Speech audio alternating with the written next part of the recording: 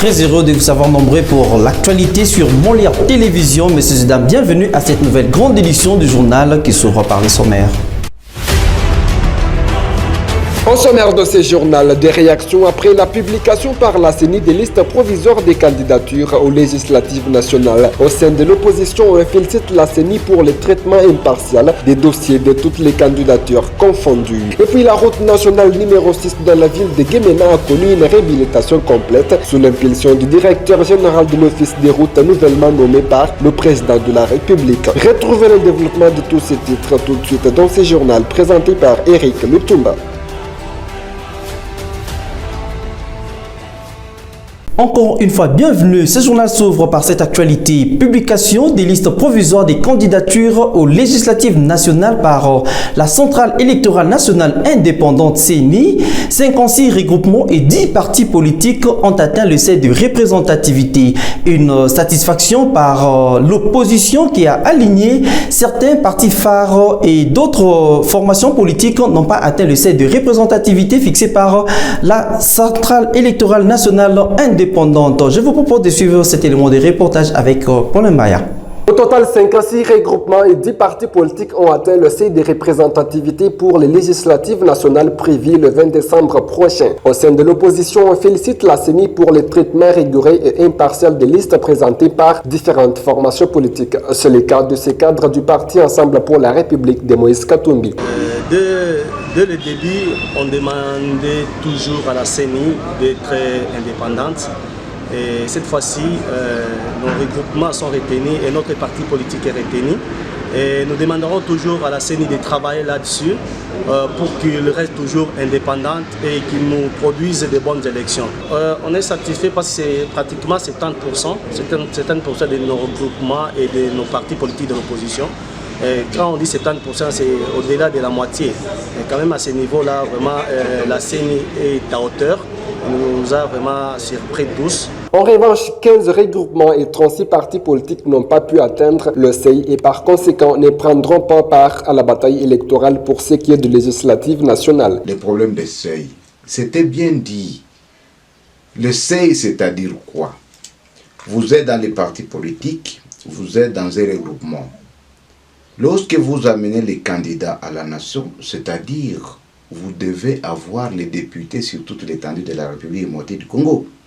Même si vous n'avez pas les candidats sur toute l'étendue de la République démocratique du Congo, mais vous devez avoir quand même un certain nombre. C'est-à-dire sur 500 candidats, vous devez être dans les 60%, c'est-à-dire aller au-delà de 300 quelques candidats. C'est ce qui était bien dit. Mais le mal, c'est quoi?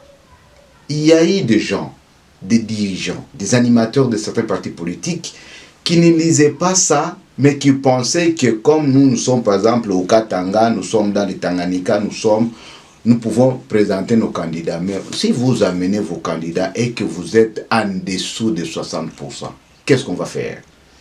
Il ne faudra pas que les gens aient l'habitude toujours de diaboliser, de voir toujours des choses en masse. Signalons que 23 653 candidatures ont été jugées récivables par la CENI. Celles jugées non récivables ont jusqu'à 5 jours à dater de la publication de ces listes pour saisir la Cour constitutionnelle dans le traitement de leurs contentieux. Héritier Kyongo Kibwe est désormais ministre provincial en charge de l'Intérieur, Sécurité et Affaires coutumières. La cérémonie de remise reprise est intervenue vendredi 11 août 2023 au bâtiment du 10 ministère à Lubumbashi.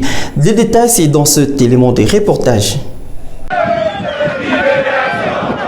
À son arrivée dans l'enceinte du ministère de l'Intérieur, Héritier Kyongo Kibwe, nouveau ministre provincial de l'Intérieur, est accueilli par plusieurs jeunes de son parti politique UNAFEC, venus le féliciter pour sa nomination. Ici, il est attendu pour une cérémonie de remise et reprise à la tête de ces ministères entre lui et le ministre Ars Joseph Kayumba qui a assumé l'intérim du ministre Eric Mutandala. Une cérémonie supervisée par le secrétaire exécutif du gouvernement provincial Eugène Kassato, ce en présence des membres du cabinet sortant, des représentants de l'UNAFEC et de la famille biologique du ministre entrant de l'Intérieur, Héritier Kyongo Kibwe. Dans son mot de circonstance, Ars Joseph Kayumba, qui assumait l'intérim, a donné à son collègue Une idée sur les dossiers en cours qui l'attendent sur la table avant de lui remettre les symboles du pouvoir. Conscient des défis qui l'attendent, le nouveau patron de l'intérieur en province, Héritier Kyungu, n'a pas manqué de remercier le gouverneur de province, Jacques Kiaboula Katoué, pour la confiance placée en lui. C'est un grand jour aujourd'hui pour notre province. En acceptant ces fonctions, nous n'avons aucune excuse face au défi à relever, le défi de la gouvernance sécuritaire. L'heure n'est pas au grand discours. Je remercie le gouverneur de province, son Excellence Jacques Kiaboula Katoué. Ma désignation à la tête de ce grand ministère est une marque de confiance, non seulement pour ma modeste personne, mais aussi et surtout pour une génération.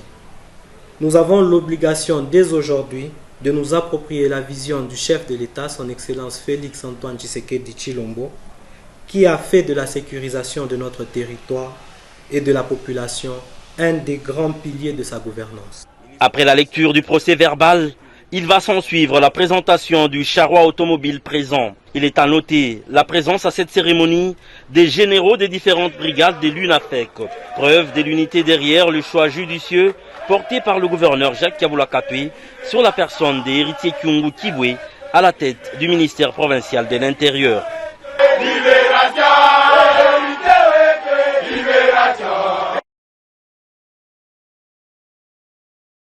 Et dans un autre chapitre, le nouveau commissaire provincial en charge de la police judiciaire a effectué une visite d'inspection dans certains services judiciaires de la police nationale congolaise PNC Nord Kivu basée à Goma.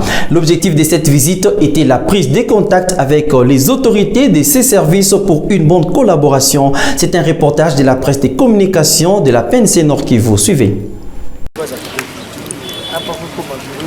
Le commissaire provincial en charge de la police judiciaire a visité les instances judiciaires de la ville de Goma ce jeudi 10 août 2023. L'objectif de sa tournée était de présenter ses civilités aux différentes autorités judiciaires avec qui il va désormais collaborer pour le bien du travail. Un accueil digne lui a été réservé par ses collaborateurs qui lui ont tous félicité pour sa nouvelle nomination à la tête de coordination des affaires judiciaires de la police dans la province du Nord Kivu. Le nouveau commissaire provincial adjoint en charge de la police judiciaire, le commissaire supérieur principal Alissa Diop Alain n'a pas manqué de proposer son premier plan de travail qui vise à assainir les domaines judiciaires en province, notamment l'identification de tous les OPJ et IPJ de la province, le recyclage et renforcement des capacités des OPJ par différents magistrats des parquets civils et militaires dans toute la province du Nord Kivu.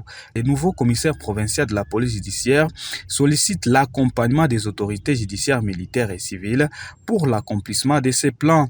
Rappelons que le commissaire provincial adjoint en charge de la police judiciaire a visité les parquets des grandes instances, la cour d'appel, l'auditeur supérieur militaire, l'auditeur militaire des garnisons, ainsi que les premiers présidents de la cour militaire.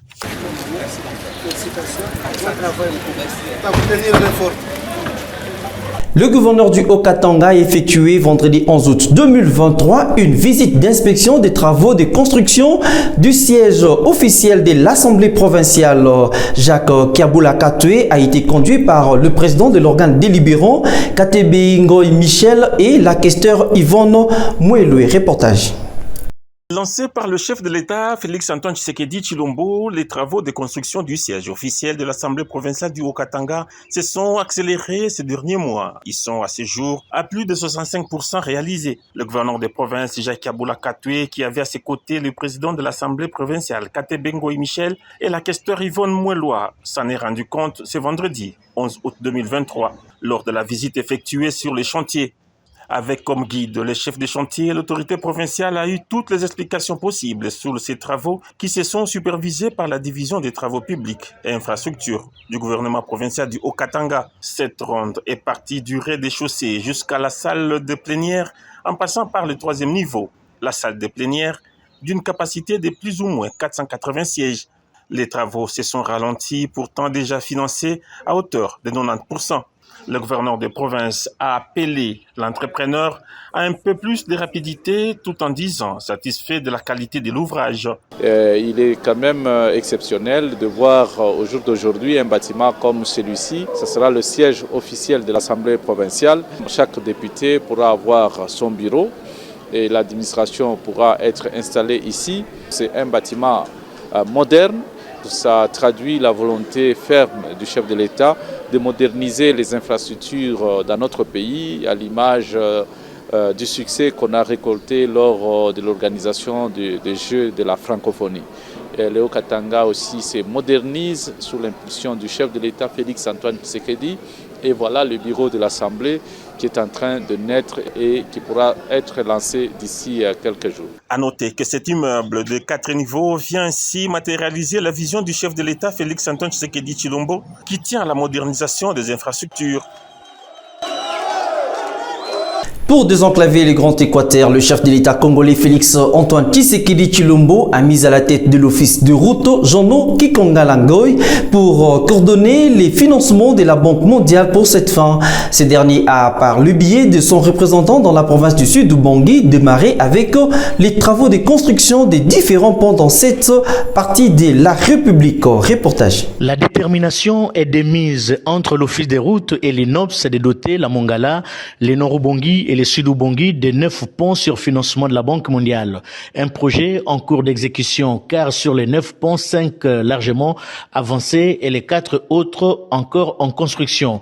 Le lancement des travaux a commencé au mois d'octobre 2022. Travaux de construction des ponts métalliques modulaires sur les rivières Moté-Namo, Betuma et Makengo dans le sud Ubangi, Mboko et Longue dans le nord Ubangi, Lofole et Bala Mondombe et Ngozi dans la Mongala. Maître d'ouvrage délégué INOPS au travers du projet Programme intégré de croissance agricole dans les Grands Lacs, Picagel en sigle. Et pour la bonne réalisation de ces ouvrages, dans le timing, il était indispensable de procéder à une évaluation des étapes à mi-parcours. C'est ce qui justifie la visite des chantiers dans la Mongala, territoire de Bongandanga, de l'ingénieur Didi Nzouzi, chef du projet du côté Office des routes, et Jean-Léonard Onana, chef du projet du côté INOPS, entouré bien sûr des ingénieurs spécialistes en pont des deux parties. Dans le secteur de Bosso Simba, c'est le pont Delta appelé le Fofé avec des caractéristiques assez particulières, de 9 mètres de portée linéaire sur une seule travée en pleine construction, et les 2 kilés sont terminés. Dans 2 mois, on pourra mettre le tablier et atteindre 80% du taux d'exécution. Sur l'axe Ngonzi-Rive et Ngonzi-Terre, dans le secteur de Bosso-Zanois, c'est un véritable défi que l'Office des routes va relever, car la nature ne semble pas l'accompagner dans la construction de ponts Ebala, Mondombe et Ngozi pour relier Ngonzi-Rive au chef-lieu du territoire de Bonga. Un tronçon marécageux dans un milieu très reculé où les matériaux sont quasi inexistants. Pour y accéder à ces chantiers, il faut un véritable parcours des combattants. Ces images parlent parfois d'elles-mêmes.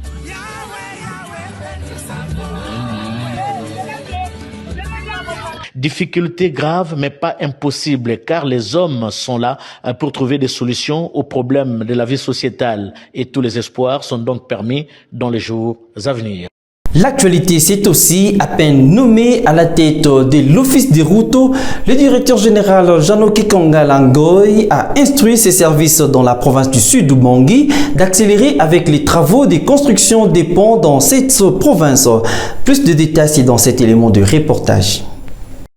La construction des ponts dans les zones marécageuses, un vrai défi à relever. L'Office des routes et son partenaire l'INOPS mettent les bouchées doubles afin de gagner le pari. Discussions, échanges sont au rendez-vous des spécialistes en ponts avant de lever les options visant l'avancement des dits travaux. Ce conformément aux directives données par le directeur général de l'Office des routes, Monsieur Jean-No Kikonga Langoy, à partir de Kinshasa. Pour le cas qui est plus spécifique, c'est celui de ce pont qui est à part entière et qui présente des caractéristiques assez différentes des autres parce que c'est un pont de 99 mètres en une travée. Et ça porte le nom de Delta, donc le type de ce tablier qui sera mis en œuvre pour désenclaver cette région définitivement, je pense. Il y a eu des travaux de fondation qui se sont faits, donc l'excavation. On a mis en œuvre une semelle de fondation. Nous avons construit des pieds droits. Nous allons mettre des chevêtres à la fin pour recevoir le tablier.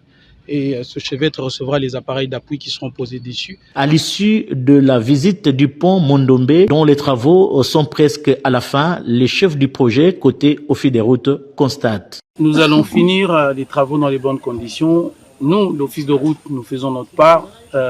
Les partenaires aussi ont fait leur part, mais le choix de ces axes sont assez complexes parce que c'est des axes qui ont beaucoup plus de besoins au-delà de ce qui a été pourvu. Donc nous espérons que dans les prochains programmes gouvernementaux, dans les budgets, programmes qui seront arrêtés, nos plaidoyers seront entendus pour que les projets de réhabilitation complets soient arrêtés pour désenclaver complètement les populations de ce coin qui sont dans les besoins de désenclavement. Visiblement, les réalités qui prévalent dans le Congo profond méritent une attention particulière et soutenue des gouvernants, car les défis à relever en matière des infrastructures routières sont en quantité industrielle dans l'espace Grand Équateur.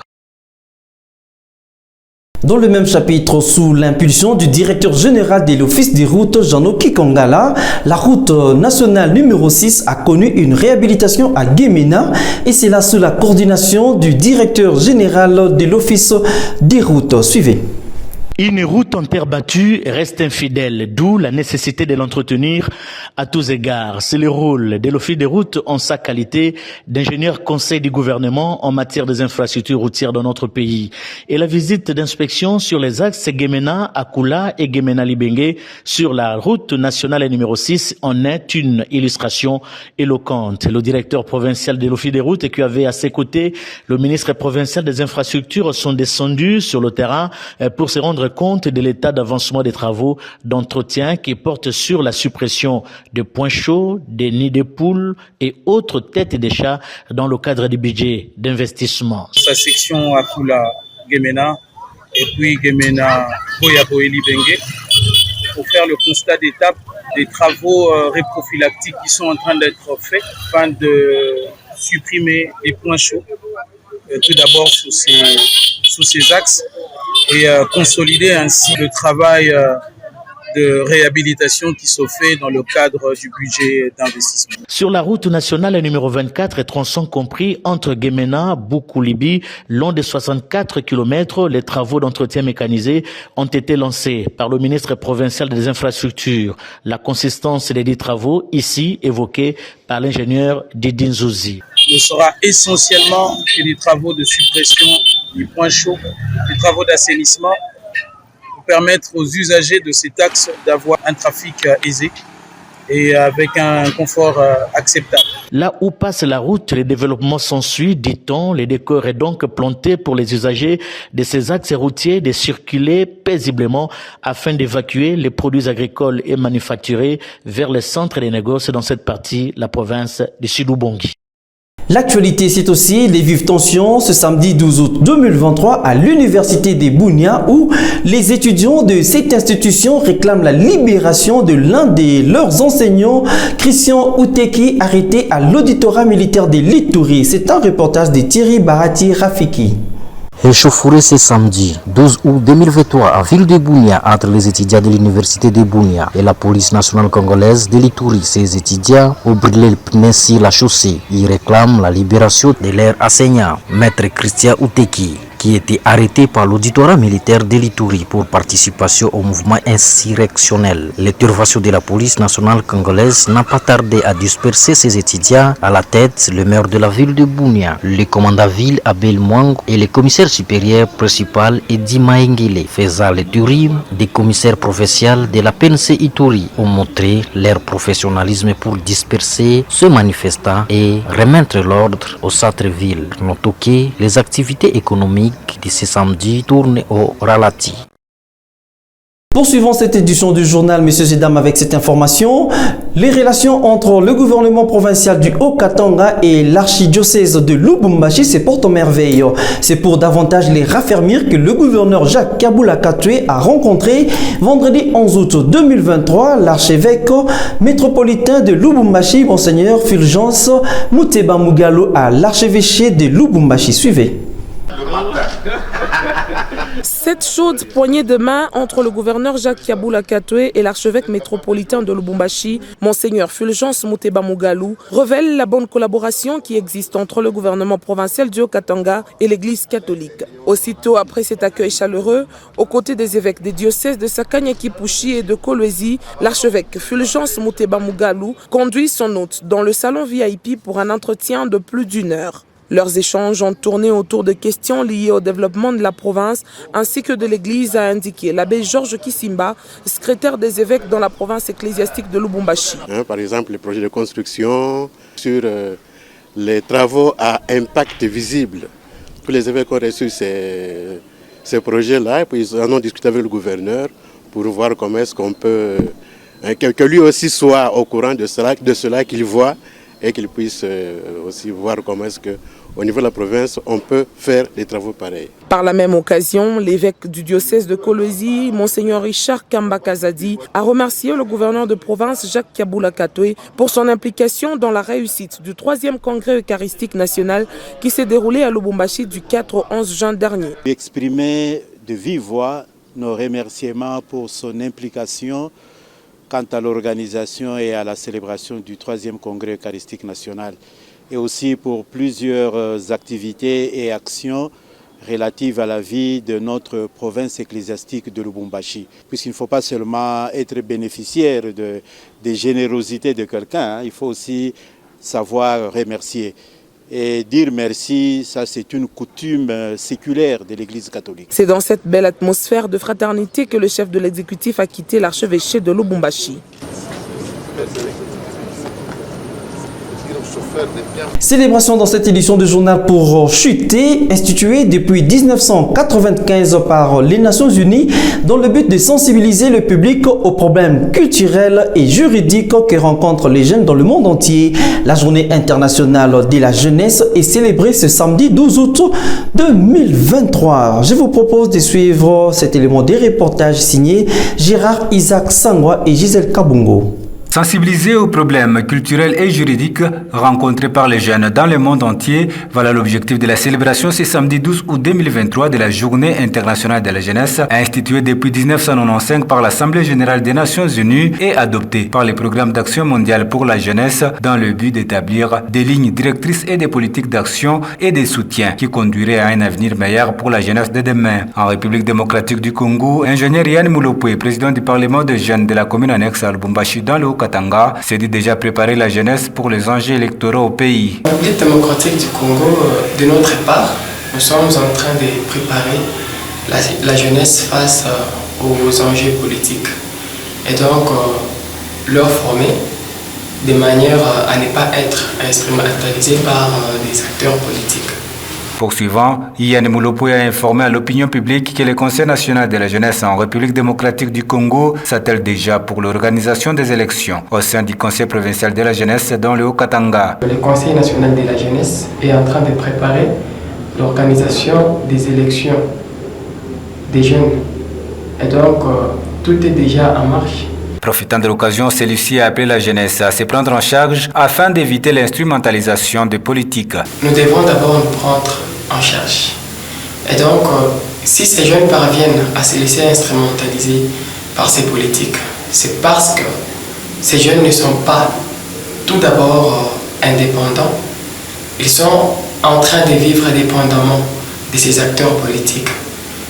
Et c'est pourquoi je demanderai, surtout dans ma juridiction, que les jeunes se prennent en charge. Nous sommes en train d'organiser des ateliers, par exemple sur l'entrepreneuriat.